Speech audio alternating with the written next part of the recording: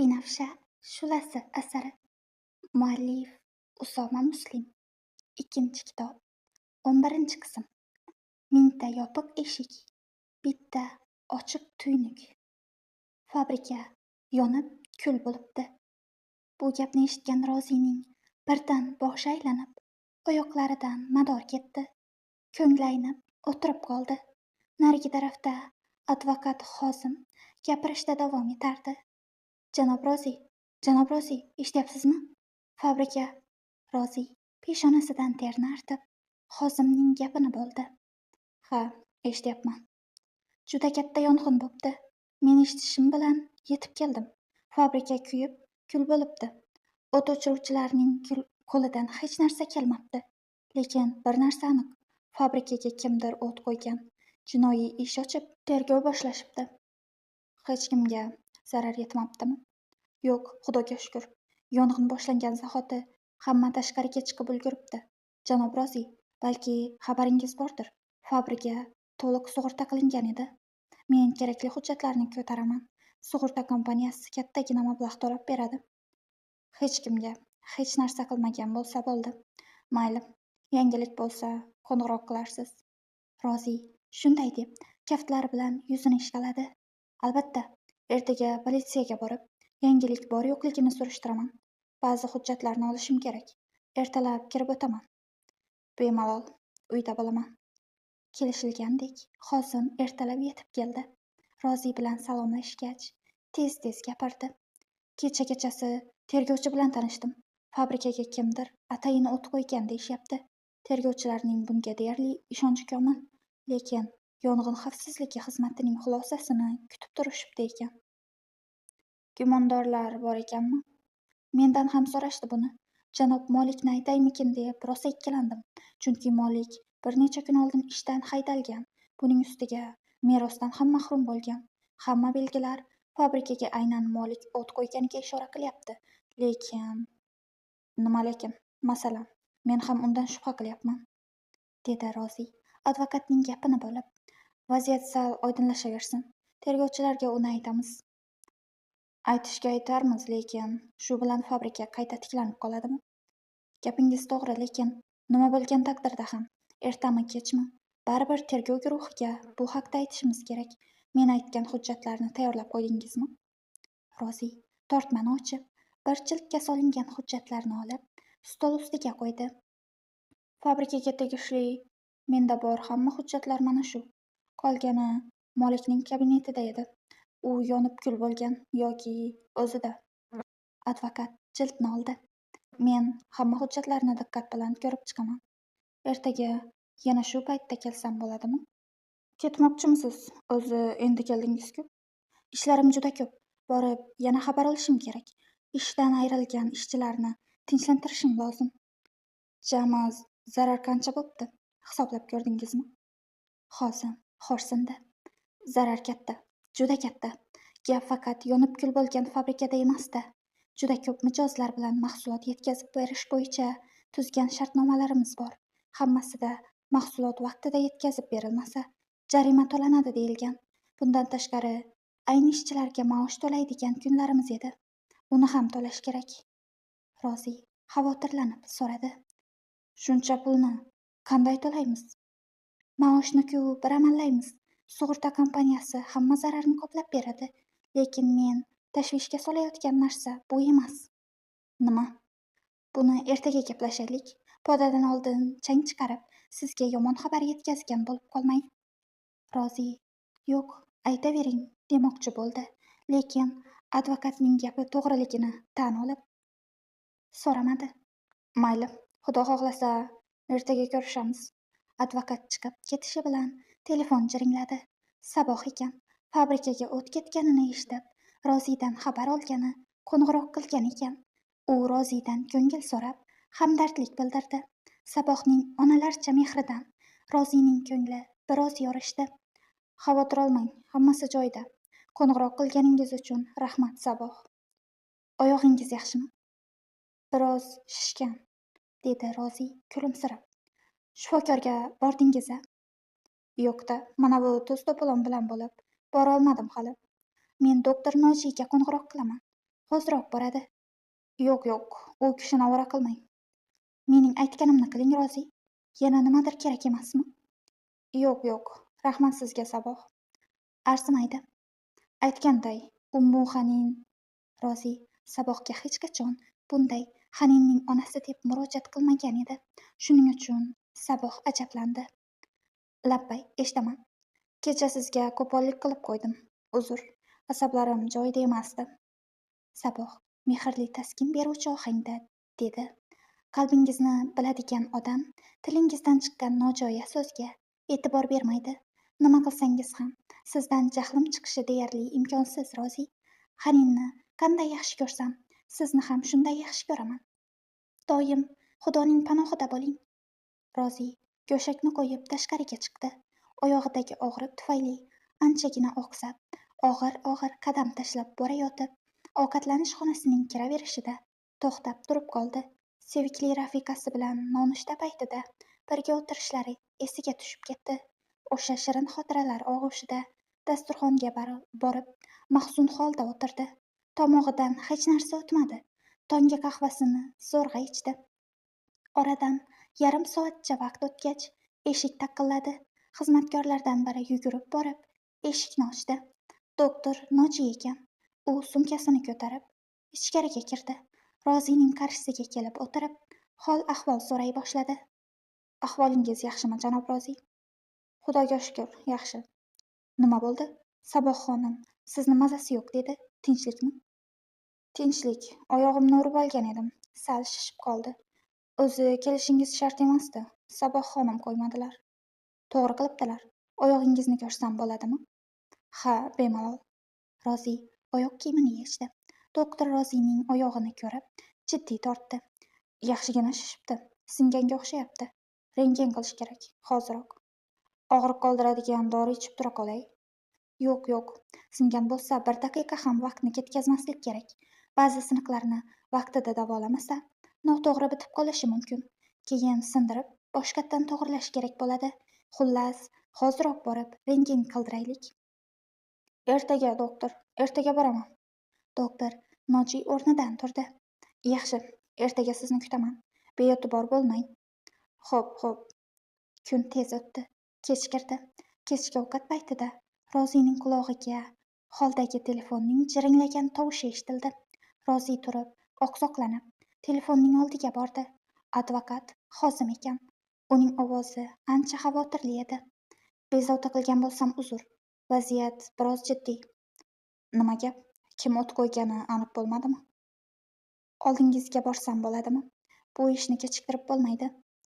Rozi xavotirlandi. Ha, kelavering. Advokat Hozim yarim soat o'tmasdan yetib keldi. Ikkovi kabinetga kirishdi. Hozim gap boshladi. Eng oldin bir narsani so'rab olay. Fabrikaning sug'urtasini kim yangilab turishi kerak edi? Kim bo'lardi? Direktorda? Janob Molikmi? Ha. Hozimning rangi o'zgardi. Xo'rsinib, boshini sarak-sarak qildi.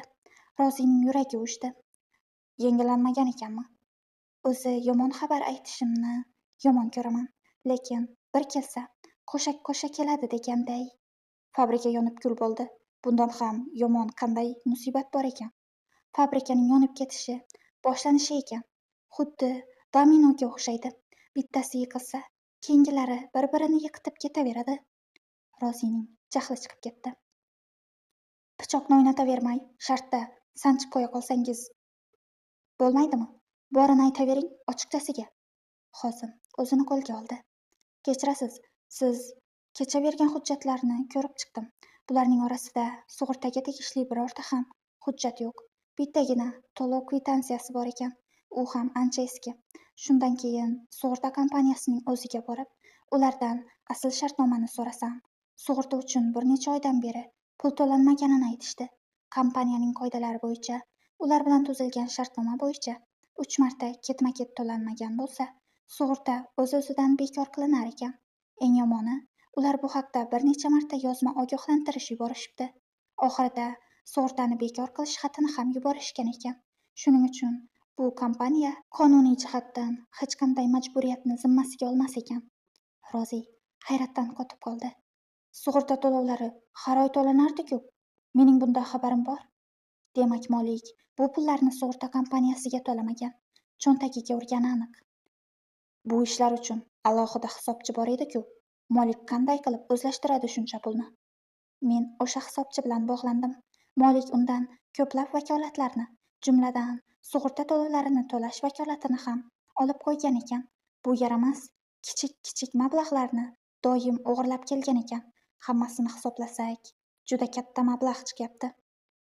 Bu mening xatoyim. Uning o'g'irlaganini fabrikaga kelganimda birinchi haftadayoq sezgandim.